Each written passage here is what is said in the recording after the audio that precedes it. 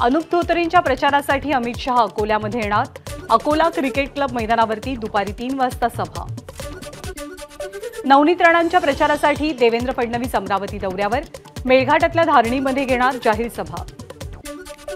अनंत गीतेंचा प्रचार करण्यासाठी शरद पवार आज रायगडमध्ये। माणगावमधल्या मोरबेमध्ये सभेचं आयोजन। उद्धव ठाकरेंची आज परभणी लोकसभा मतदारसंघात सभा। ठाकरे गटाचे उमेदवार संजय जाधव यांच्या प्रचारार्थ सभा घेणार। अहमदनगर दक्षिण लोकसभेचे महाविकास आघाडीचे उमेदवार निलेश लंके आज आपला उमेदवारी अर्ज भरतील। अर्ज दाखल करताना महाविकास आघाडीचे कोणतेच प्रमुख नेते हजर नसतील। नाशिक लोकसभा मतदारसंघाचा तिढा आज सुटण्याचा अंदाज। नाशिकमधनं हेमंत गोडसे यांचं नाव जवळपास निश्चित। शिवसेनेतल्या सूत्रांची माझाला माहिती। शिवसेनेचे आमदार रवींद्र वायकर रात्री उशिरा मुख्यमंत्र्यांच्या भेटीला। वायकर मुंबई उत्तर पश्चिम मधनं अमोल कीर्तीकर यांच्या विरोधात निवडणूक लढवण्यासाठी इच्छुक आहेत।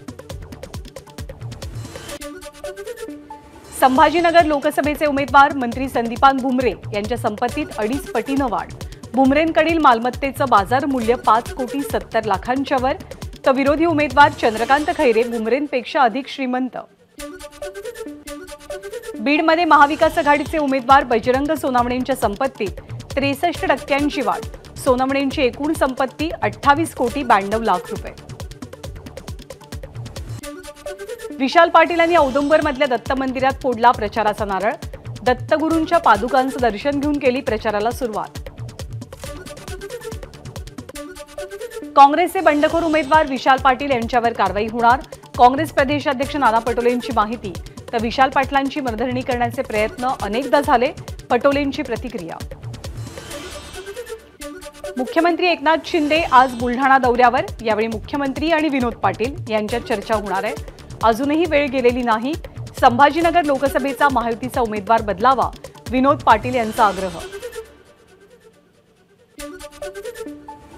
संभाजीनगर लोकसभेसाठी इच्छुक विनोद पाटलांनी घेतली मंत्री उदय सामंत यांची भेट। विनोद पाटलांसोबत झालेली चर्चा मुख्यमंत्र्यांच्या कानावरती घालू, सामंत यांची प्रतिक्रिया। वंचित आणि एमआयएम या भाजपसाठी मतविभाजन करणाऱ्या कंपन्या, काँग्रेसचे प्रदेशाध्यक्ष नाना पटोलेंची टीका। त्या निवडणुकीत हैदराबाद आणि अकोल्यातल्या कंपन्यांचं काम बंद पाडा, पटोलेंचं आवाहन। बारामती लोकसभा मतदारसंघात तुतारी चिन्हावरनं वाद। अपक्ष उमेदवाराला तुतारी चिन्ह देण्याचा निवडणूक अधिकाऱ्यांचा निर्णय। शरद पवार पक्षाकडनं केंद्रीय निवडणूक आयोगात तक्रार। भिवंडी लोकसभेचे अपक्ष उमेदवार निलेश सांबरे यांचं खानदेश सेनेला पाठिंब्याबाबत पत्र। खानदेश सेना 24 एप्रिलला आपली भूमिका जाहीर करेल। नारायण राणेंच्या पत्नी नीलम राणे यासुद्धा प्रचारामध्ये उतरणार। दक्षिण रत्नागिरीमध्ये 26 एप्रिलला 9 कॉर्नर सभा। अमरावतीत महाविकास आघाडीच्या बळवंत वानखेडेंसाठी शरद पवारांची सभा। 2019च्या लोकसभेला नवनीत राणांना पाठिंबा देऊन चूक केली, त्याबद्दल माफी मागतो, शरद पवारांचं वक्तव्य। शरद पवारांचा आशीर्वाद घेऊनच आणि त्यांची इच्छा होती म्हणूनच नवनीत राणा भाजपत गेल्या। शरद पवार यांच्या टीकेनंतर रवी राणांची प्रतिक्रिया। शिवसेनेला भाजपकडनं दूर करण्यासाठी 2014 साली बाहेरून पाठिंबा दिला। शरद पवारांचं वक्तव्य, शिवसेनेला भाजपपासून हळूहळू दूर करण्याची रणनीती होती आणि त्यात आम्ही यशस्वी झालो, पवारांचं विधान। भाजपची साथ सोडून परत येणाऱ्यांसाठी इंडिया आघाडीची दारं खुली। अजित पवारांबाबत शरद पवारांचं सूचक विधान। स्वीकारलेल्या राजकीय भूमिकेबद्दल आपण ठाम असल्याचं अजित पवारांचं वक्तव्य। भविष्यात दोनही राष्ट्रवादी एकत्र येणार असा प्रचार केला जातोय, मात्र आपण आपल्या भूमिकेवर ठाम आहोत, अजित पवारांचं वक्तव्य। सुप्रिया सुळेंसाठी उत्तम जानकर मैदानात। बारामती लोकसभा मतदारसंघातील इंदापूरच्या लाखेवाडीत उत्तम जानकरांचा सुळेंसाठी प्रचार। जिथे जिथे अभिनेता गोविंदा प्रचार करतात तिथे तिथे उमेदवार पडतो। बुलढाणा लोकसभेचे उमेदवार रविकांत तुपकर यांची शिवसेनेचे स्टार प्रचारक अभिनेता गोविंदा यांच्यावर टीका। नकली भूमिपुत्रांनी बुलढाणा जिल्ह्याचं वाटोळं केलं। बुलढाणा लोकसभेचे अपक्ष उमेदवार रविकांत तुपकर यांची विद्यमान खासदार प्रतापराव जाधवांवर टीका।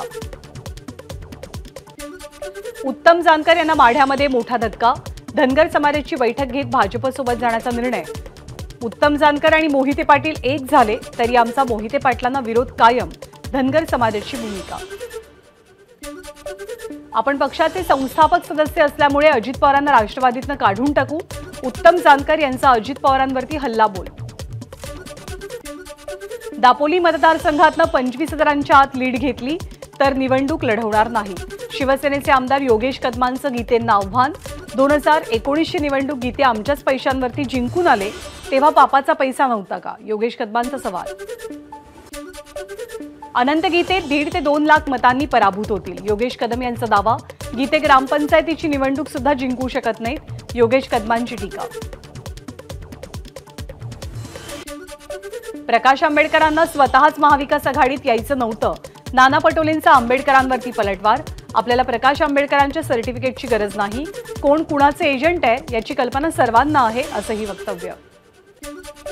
तुम्ही तुमचे राजकारण करा, मात्र एक भाऊ लढत असताना दुसरा भाऊ पाठिंबा देत नाही असं नरेटिव्ह सेट करून लोकांसमोर जाऊ नका, आमच्याकडे बोलण्यासारखं बरंच काही आहे, मनसे आमदार राजू पाटील यांचा ठाकरे गटाला इशारा।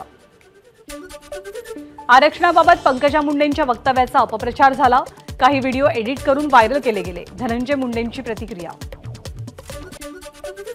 भगव्या ध्वजाचे मानकरी असलेले शाहू महाराज एमआयएमचा पाठिंबा घेऊन जहालवाद्यांसोबत जाणार का, राजेश क्षीरसागर यांचा सवाल।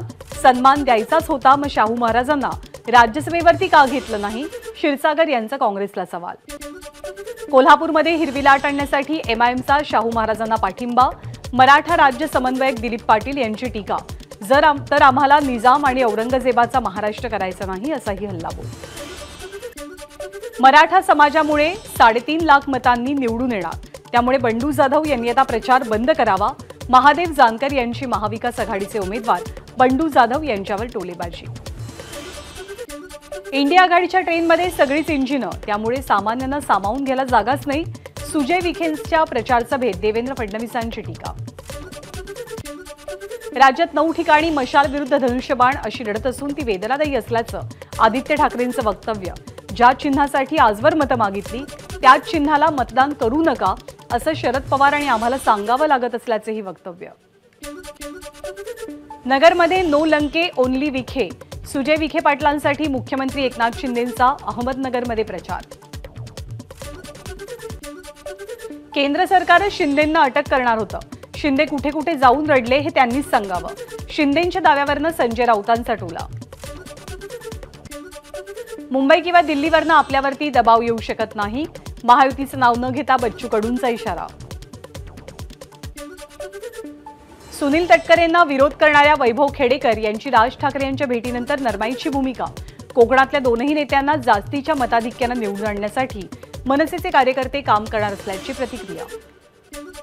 उमेदवारी अर्ज भरताना झालेली गर्दी विरोधकांच्या प्रश्नाला उत्तर देणारी, सुजय विखेंकडनं विजयाचा विश्वास व्यक्त।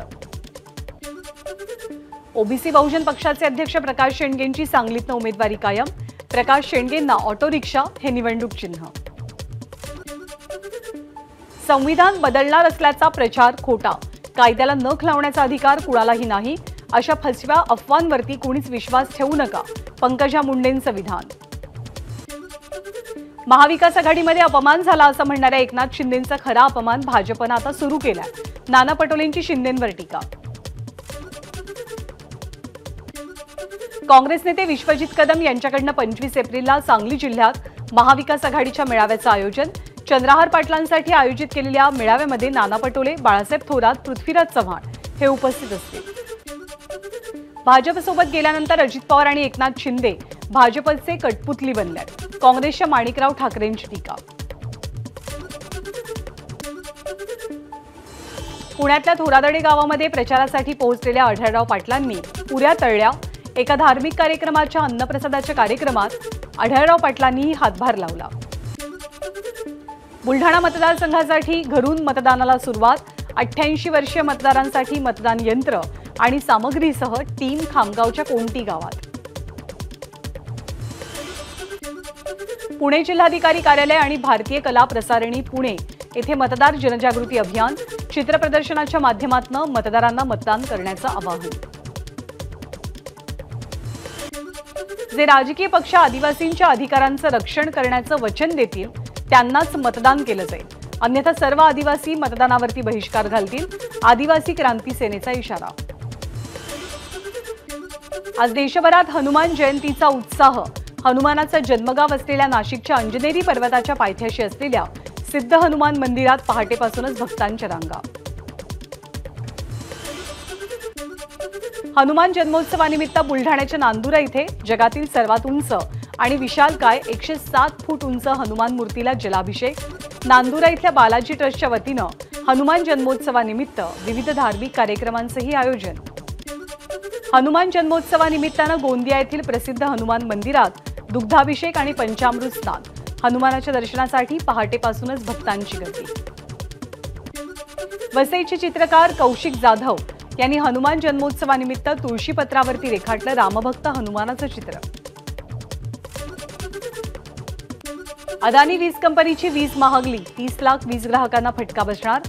निवासी ग्राहकांच्या इंधन अधिभारात प्रति युनिट 70 पैसे ते ₹1.70 वाढ होणार।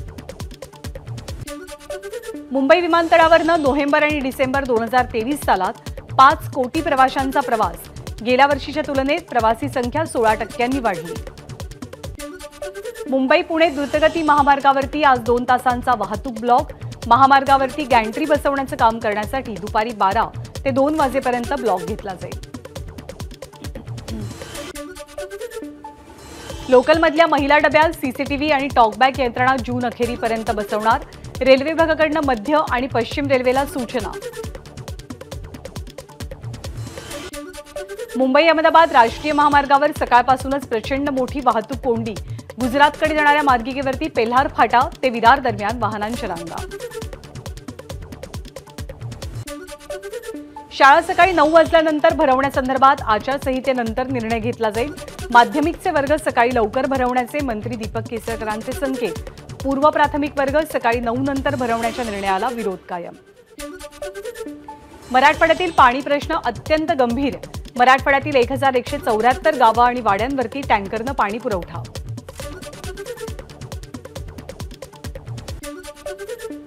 ठाण्यामध्ये गुरुवारी पाणी पुरवठा बंद, तर पुढचे 1 ते 2 दिवस पाणी कमी दाबानं पुरवलं जाईल।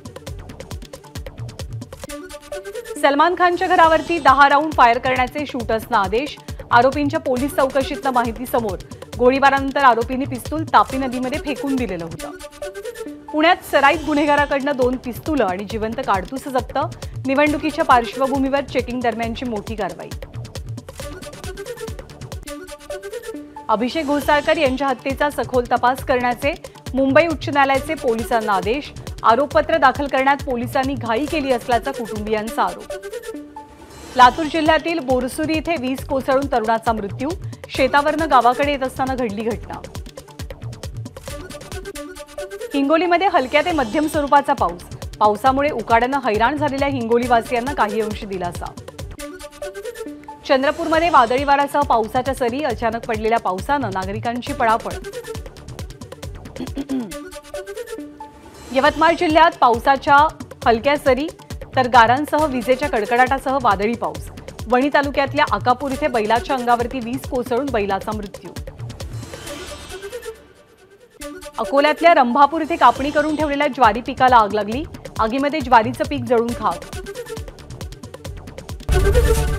एबीपी माझा, उघडा डोळे बघा नीट।